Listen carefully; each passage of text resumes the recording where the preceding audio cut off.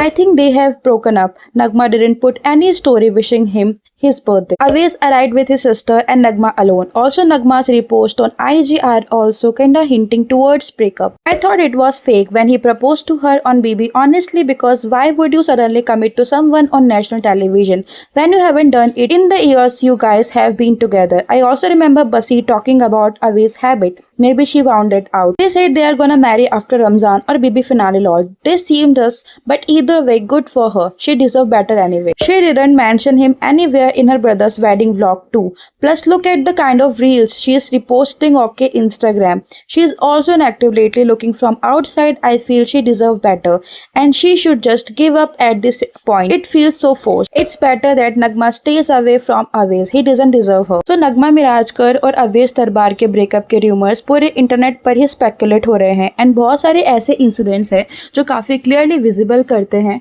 कि इन दोनों की लाइफ में कुछ तो बहुत ही फिशी था, जिसका आज रिजल्ट में भी ये हो रहा है। तो हम टाइमलाइन समझते हुए ये डिस्कस करेंगे कि इनका ब्रेकअप के जो रूमर्स सच है या फिर ये चीज़ कुछ और इंडिकेट कर रही है। और लास्ट में हम एक ऐसे कमेंट के बारे में बात करेंगे जिसे पहले नगमा ने लाइक किया था एंड बाद में उसको डिलीट भी कर दिया था।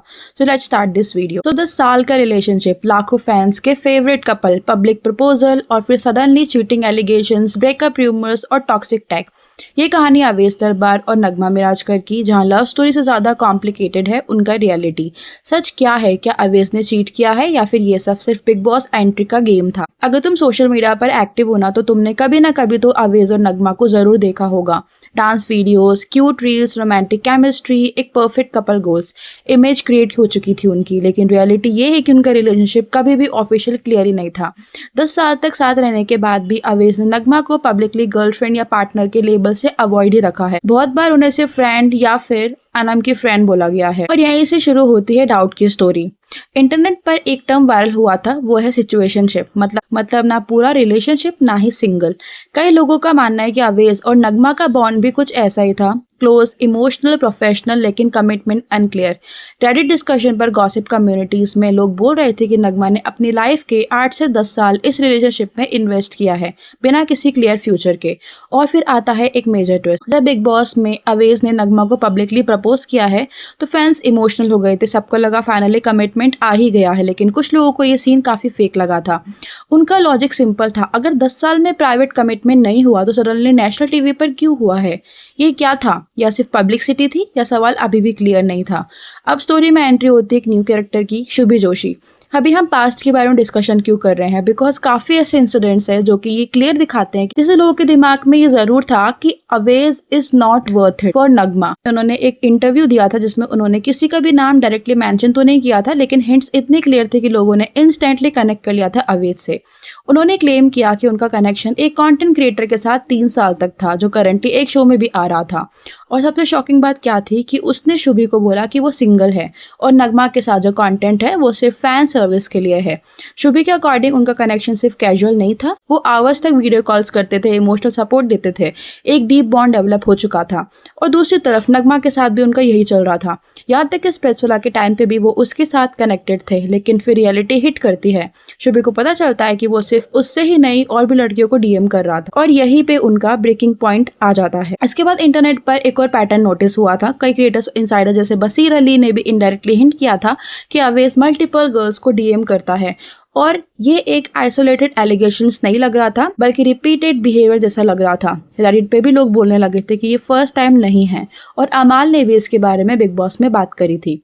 तो अब अवेश के साइड का भी समझना बहुत ज़रूरी है कि उन्होंने अपने इंटरव्यूज में बोला है कि उन्हें कमिटमेंट का फियर है। इसका रीज़न है पास्ट ट्रॉमा, जो उन्होंने बिग बॉस में भी डिस्कशन किया था। उनके अकॉर्डिंग उन्होंने अपने पेरेंट्स को फाइट करते हुए देखा है, उन्हें उनके एक्स ने भी चीट किया था, और इसी वजह से वो इमोशनली गार्डेड हो गए हैं। लेकिन यहाँ ऑडियंस डिवाइडेड हो जाती है। कुछ लोग बोलते हैं कि ट्रॉमा समझ आता है, लेकिन दूसरी साइड का आर्गुमेंट है। लेकिन किसी को बीच में से अटका के रखना वो भी बहुत ही गलत बात है। ट्रॉमा एक्सक्यूजेस नहीं हो सकता किसी को हर्ट करने का, स्पेशली 10 साल तक आप किसी के साथ हो तब तो बिल्कुल भी नहीं। फिर आती है नगमा के साइड की स्टोरी, जो कि बहुत ही इमोशनल पार्ट था। सबसे ज्यादा सिंपैथी अगर किसी को मिल रही है ना तो वो नगमा को थी, क्योंकि नैरेटिव ये बिल्ड हो रहा था कि उसने अवेज को सपोर्ट किया है करियर के स्टार्ट से ही, उसने उसे पुश किया सोशल मीडिया पर आने के लिए और वो उसकी कंपनी के थ्रू प्रोफेशनली भी लिंक्ड है।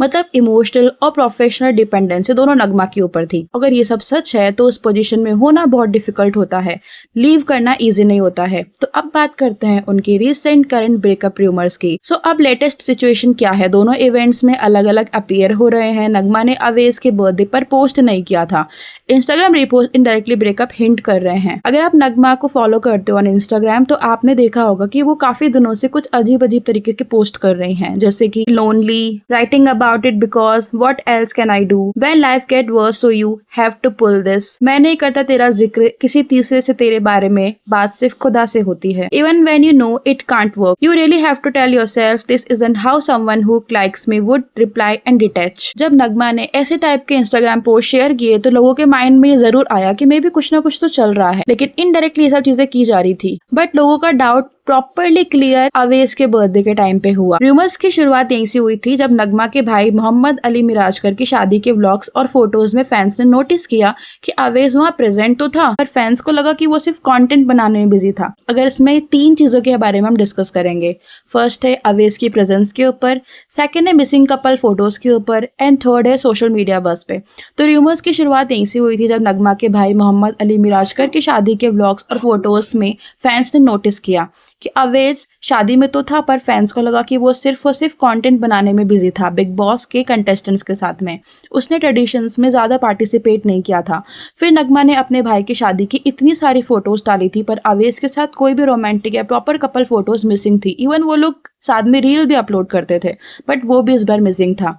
फिर उसके बाद सोशल मीडिया बस, रेडिट और यूट्यूब कमेंट्स में लोग बोलने लगे कि समथिंग इज ऑफ। कुछ लोगों ने तो ये भी पॉइंट आउट किया कि अवेज की सिस्टर अनम और मोहम्मद अली का पास रहा है जिस वजह से शादी में थोड़ी ऑकवर्डनेस थी। नेक्स्ट आती है फरहाना भट्ट की बर्थडे पार्टी अर्ली मार्च 2026।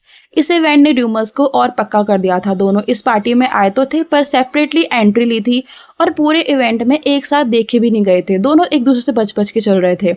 सो फैंस के लिए एक बड़ा रेड फ्लैग था। तब ये चीज और भी ज्यादा कंफर्म होनी शुरू हो गई थी कि मे भी इन दोनों के बीच में कुछ तो चल रहा है। फिर बात आती है अवेज दरबार के 33 बर्थडे सेलिब्रेशन जो कि 16 मार्च 2026 को था। तो सबसे बड़ा झटका फैंस को तब लगा जब कल अवेज ने अपना बर्थडे सेलिब्रेट किया था जहाँ पे नगमा वॉज मिसिंग। अवेज ने एक ग्रैंड इफ्तार कम बर्थडे पार्टी रखी थी जिसमें BB19 के बाकी कंटेस्टेंट्स और पूरी दरबार फैमिली थी पर नगमा कहीं भी नहीं दिख रही थी। No social media wishes. Nagma जो हमेशा अवेज के लिए लंबे कैप्शंस लिखती थी उसने इस बार कोई बर्थडे पोस्ट स्टोरी तक नहीं डाली थी जो कि बहुत ही अजीब बात थी। उसके बाद कंट्रोवर्सी हुई कि पार्टी के एक वायरल वीडियो में अवेज और बाकी सेलेब्स को इफ्तार के टाइम पे डांस करते हुए देखा और लोग उन्हें ट्रोल कर रहे हैं। पर सबका मेन फोकस नगमा की एब्सेंस पर ही था। अगर हम लोग करंट स्टेटस के ऊपर देखें तो दोनों ने अभी तक ऑफिशियली ब्रेकअप कंफर्म किया ही नहीं है। मैं आपको पहले याद दिला दूं कि 25 जनवरी को नगमा के बर्थडे के टाइम पे अवेज ने एक पोस्ट डाला था फॉरएवर लव वाला, जिसमें ये पता चलता है कि जनवरी तक इनके बीच में सब कुछ सही था। आफ्टर फेब चीजें खराब होनी शुरू हो गई थी तो ये दूरियां पिछले 1-2 महीनों में ही आई है। दोनों की वेडिंग ईद 2025 मार्च के एंड में या अप्रैल के बाद होने वाली थी पर इन सिचुएशन को देख करके फैंस को लग रहा है कि शादी शायद होल्ड पर है या कैंसिल भी हो गई है। और कुछ लोग अभी भी स्पेकुलेट कर रहे हैं कि उन्हें लगता है कि ये सब एंगेजमेंट बढ़ाने का तरीका है बिकॉज अवेज और नगमा यानी कि नवेज हमेशा से अपने ग्रैंड अनाउंसमेंट्स के लिए जाने जाते हैं। फैंस को लग रहा है कि शायद ये ईद 2026 पर होने वाली शादी के लिए हाइप क्रिएट करने का एक मेथड होगा। और अगर इसकी हम लॉजिक की बात करें ना तो अगर ब्रेकअप सच में होता तो शायद ये एक दूसरे को अनफॉलो कर देते पर अभी तक सोशल मीडिया हैंडल्स पर वैसा कुछ नहीं दिखा है।